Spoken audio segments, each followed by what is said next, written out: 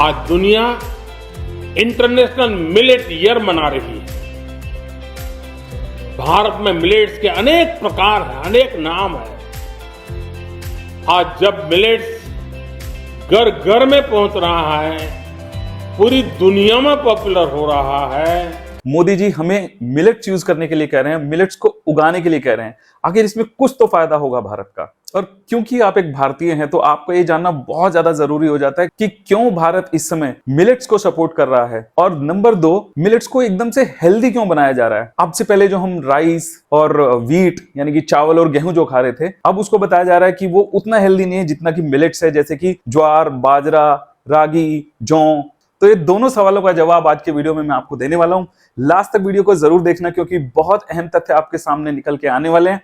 तो स्वागत है आपका किलो फिटनेस और लाइफस्टाइल चैनल में, जहां हम करते हैं सिर्फ काम की बात, नो फालतू बात। तो सबसे पहले ये बात कर लेते हैं कि मिलेट्स हेल्दी क्यों हैं, क्यों मोदी जी कह रहे हैं कि मिलेट्स को खाइए, मिलेट्स को इस्तेमाल कीजिए। International year of the millets भी घोषित किया जा चुका है यूएन असेंबली में इस साल को। उसके अलावा इसी साल 5 महीने पहले मोदी जी ने 100 से भी ज्यादा देशों के रिप्रेजेंटेटिव्स को बुलाया था भारत में, ये बताने के लिए कि मिलेट्स के कितने फायदे हैं। आज इस मंच पर मैं मिलेट्स की एक और ताकत पर जोर देना चाहता हूं। मिलेट्स की यह ताकत है इसका क्लाइमेट रेजिलिएंट होना।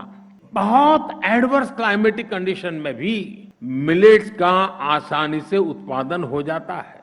इसकी पैदावार में अपेक्षाकृत पानी भी कम लगता है, जिससे वाटर क्राइसिस वाली जगहों के लिए एक पसंदीदा फसल बन जाती है। तो बिना टाइम बर्बाद किए हुए स्टार्ट कर देता हूं मैं अपने वीडियो को, जिसमें हम सबसे पहले ही जान लेते हैं कि मिलेट्स हेल्दी क्यों हैं। आप लोग बोलोगे यार कि मिलेट्स को तो हेल्दी बताया ही जा रहा है क्योंकि डायबिटीज वाले जो पेशेंट्स होते हैं उनको भी बुलाया था कि भाई आपको बाजरा या ज्वार की रोटी खानी है। मगर ऐसा क्यों है? आपकी स्क्रीन पर जो फोटो है वो बहुत इंपॉर्टेंट है, ध्यान से देखना, इसमें बहुत सारे राज छुपे हुए हैं। तो जो लेफ्ट साइड में है वो है व्हीट।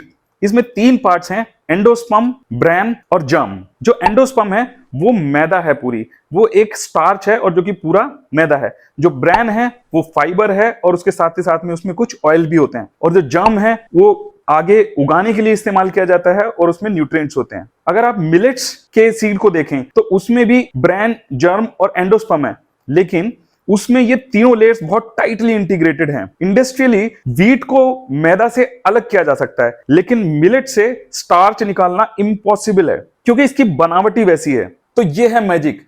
हमारे किसी भी मिलेट से, चाहे वो बाजरा है, ज्वार है, रागी है, जौ है या कोई और भी है, 200 से ज्यादा वैरायटी है हमारे देश में मिलेट्स की, तो उनमें से हम मैदा को अलग नहीं कर सकते। इंडस्ट्रियली गेहूं को बहुत लार्ज स्केल पे उगाया जाता है, जिसमें से कि मैदा को अलग कर लिया जाता है और ब्रैन को अलग कर लिया जाता है। और ब्रैन में फाइबर होता है जो कि हमारी सेहत के लिए बहुत अच्छा होता है। मुद्दा यह है कि क्योंकि मिलेट्स को इंडस्ट्रियली लार्ज स्केल पे उगाना थोड़ा सा मुश्किल है, इसलिए इसके इंडस्ट्रियली बड़े बड़े जो प्लेयर्स हैं वो सपोर्टर्स बहुत कम हैं। जैसे कि अगर आप व्हीट में देखें कि पिल्सबेरी आटा है, आशीर्वाद आटा है और बहुत सारी कंपनीज हैं। तो अभी मिलेट के लिए कोई भी बड़ी कंपनी सामने नहीं आ रही है। उसका रीजन ये है कि लार्ज स्केल पे इसका प्रोडक्शन करना थोड़ा सा मुश्किल है। तो इसीलिए मोदी जी बढ़ावा दे रहे हैं कि इंडिया में जो छोटे किसान हैं उनको बहुत फायदा होगा अगर वो मिलेट्स उगाएंगे। खैर, इसकी बात हम बाद में करेंगे, पहले मैं वो बातें कर लेता हूं कि मिलेट्स को हेल्दी क्यों कहा जाता है। तो नंबर 1 पॉइंट मैंने कवर कर दिया। मिलेट्स को हेल्दी इसलिए कहा जाता है क्योंकि इसके अंदर से जो स्टार्च है, जो मैदा है, उसको अलग नहीं किया जा सकता। उसके साथ जो ब्रैन है वो कंपल्सरीली हमें खाना पड़ेगा। पॉइंट नंबर 2 की बात करने से पहले मैं आपको एक छोटी सी क्लिप दिखाना चाहता हूं जिसमें कि डॉक्टर खादरवली जी, जो कि पद्मश्री अवार्डी हैं, ये एक फूड और न्यूट्रिशन साइंटिस्ट है इंडिया के। मिलेट्स को लेकर इनका बहुत ज्यादा कंट्रीब्यूशन है हमारी सोसाइटी में और इनका मानना है कि मिलेट से हम किसी भी बीमारी को ठीक कर सकते हैं। हमको ये heart attack, BP, heart blocks, इस सब का कारण एक ही है और ग्लूकोज इम्बैलेंस है। क्योंकि हमारा खाना में ये गेहूं, चावल और चीनी में ग्लूकोज को नियंत्रण करके निर्धारित प्रमाण में खून में छोड़ने का तरीका नहीं है।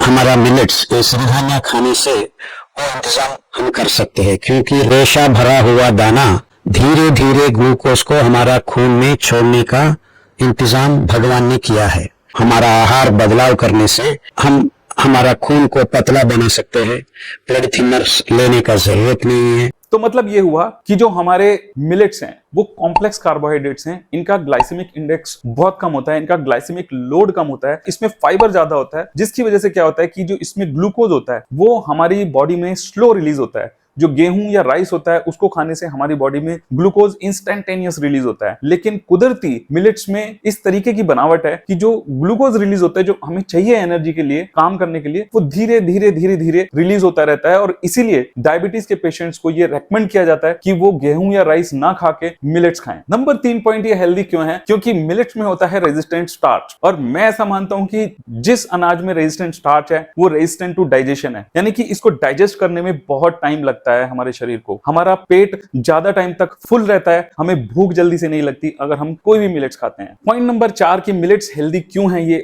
फोटो अपनी स्क्रीन पे देखिए। मिलेट्स में कार्बोहाइड्रेट्स कम होते हैं और फाइबर की क्वांटिटी और प्रोटीन की क्वांटिटी बहुत ज्यादा होती है। मिलेट्स में माइक्रोन्यूट्रिएंट जैसे कि आयरन वगैरह भी बहुत ज्यादा होते हैं, और जिन लोगों को ग्लूटेन इंटॉलरेंस है उनके लिए ये ग्लूटेन फ्री भी होता है, मतलब इसमें डॉक्टर रेकमेंड करता है कि आपको ग्लूटेन फ्री डाइट लेनी है। तो ग्लूटेन एक प्रोटीन होता है जो कि व्हीट और राइस में होता है लेकिन मिलेट्स में नहीं होता, तो ऐसे पेशेंट्स को भी रिकमेंड किया जाता है कि मिलेट्स वो लोग खाएं। तो अगर आपने मेरा ये वीडियो यहां तक देख लिया है तो I really appreciate it, and I am sure कि आपको वीडियो बहुत अच्छा लग रहा होगा। और अगर आपने चैनल को अभी तक सब्सक्राइब नहीं किया और वीडियो को लाइक नहीं किया तो इमीडिएटली कर लीजिए। यहां पर हम बात कर लेते हैं अपने पॉइंट नंबर 2 की, कि मोदी जी क्यों कह रहे हैं कि भारत में इसको बढ़ावा देना चाहिए, ना कि सिर्फ भारत में बल्कि पूरे वर्ल्ड में। दिल्ली में जैसे कि मैंने आपको बताया ग्लोबल मिलेट कॉन्फ्रेंस रखी मोदी जी ने, उसको खुद चेयर किया था, और उसमें 100 से भी ज्यादा हमारे जो इंडियन मिलेट्स के एग्जिबिटर्स हैं उनको आमंत्रित किया गया था, और 100 से भी ज्यादा कंट्रीज से रिप्रेजेंटेटिव्स को बुलाया गया था, यही डिस्कस करने के लिए कि मिलेट का क्या फ्यूचर है और मिलेट से ही आगे संसार में चलने वाला है। सब क्यों चलने वाला है, क्योंकि देखिए लगभग 80 से 100 साल गुजर गए जिसमें कि व्हीट और राइस को बहुत ज्यादा बढ़ावा दिया गया, और फॉरेन कंट्रीज में, वेस्टर्न कंट्रीज में कॉर्न को भी। हमारे देश में 1980s में ग्रीन रेवोल्यूशन आया जिसमें कि फूड सिक्योरिटी को लेके बहुत ज्यादा पॉइंट्स उठाए गए कि भाई जिन लोगों को खाना नहीं मिल रहा है उनको हमें चावल और अनाज तो देना ही देना है। और इस चक्कर में क्या हुआ, क्योंकि लार्ज स्केल प्रोडक्शन, जैसा कि मैं बता चुका हूं, लार्ज स्केल प्रोडक्शन पॉसिबल होता है राइस और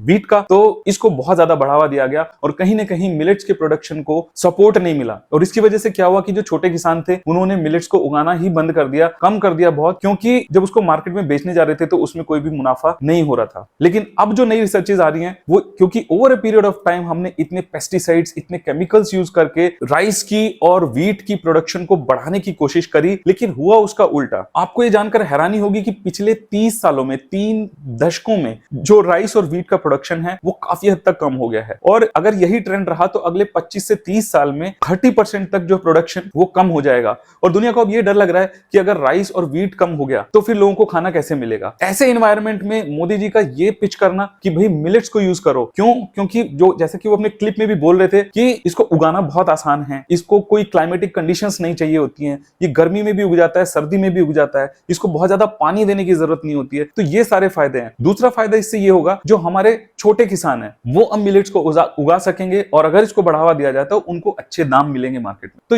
UN, United Nations general assembly में ये एक रेजोल्यूशन पास करा गया जो कि इंडिया ने स्पॉन्सर किया था, और 70 से भी ज्यादा देशों ने इसको सपोर्ट किया था, और ये डिक्लेयर किया गया कि 2023 जो है वो international year of the millets घोषित किया जाए। तो रिजोल्यूशन घोषित करने की 2 मेन वजह थे। एक तो यही कि पूरी दुनिया को बताओ कि भाई मिलेट्स जो है हमारे लिए हेल्दी क्यों है, तो वो मैं ऑलरेडी आपको बता ही चुका हूं। दूसरा पॉइंट, पूरी दुनिया को यह बताना कि मिलेट्स को आसानी से उगाया जा सकता है, जो कि हमारे मोदी जी ने ऑलरेडी स्टार्ट कर दिया है। वर्ल्ड में इंडिया नंबर 5 पे है टोटल जब एक्सपोर्ट करने की बात आती है मिलेट्स को, तो इसको और बढ़ाने की कोशिश हमारी सरकार की स्टार्ट हो चुकी है। तो चलते चलते मैं आपको यह बता दूं कि जो मिलेट्स हैं वो C4 ग्रास में आते हैं, और जो व्हीट और राइस हैं वो C3 ग्रास में आते हैं। C3 ग्रास की जो यील्ड है, जो पैदावार है, वो पेस्टिसाइड्स और फर्टिलाइजर्स और ज्यादा पानी देने से उनकी जो पैदावार है वो बढ़ाई जा सकती है। लेकिन जो C4 क्रॉप्स होती हैं, जो मिलेट्स होती हैं, उनको बहुत ज्यादा पानी देने की भी जरूरत नहीं पड़ती है। वो एटमॉस्फेरिक मॉइस्चर से ही अपनी पानी को ले लेते हैं और अपनी ग्रोथ करते हैं, और इसके बहुत सारे एक्सपेरिमेंट्स भी हो चुके हैं, and it is a well known fact. तो C4 की हमारे देश में 200 से भी ज्यादा वैरायटी है। तो दोस्तों, मैंने तो अपनी डाइट में मिलेट्स का यूज करना शुरू कर दिया है। आपने किया है कि नहीं, मुझे कमेंट सेक्शन में जरूर बताना। अगर वीडियो पसंद आया हो तो वीडियो को लाइक करें, शेयर करें और चैनल को सब्सक्राइब करें। धन्यवाद।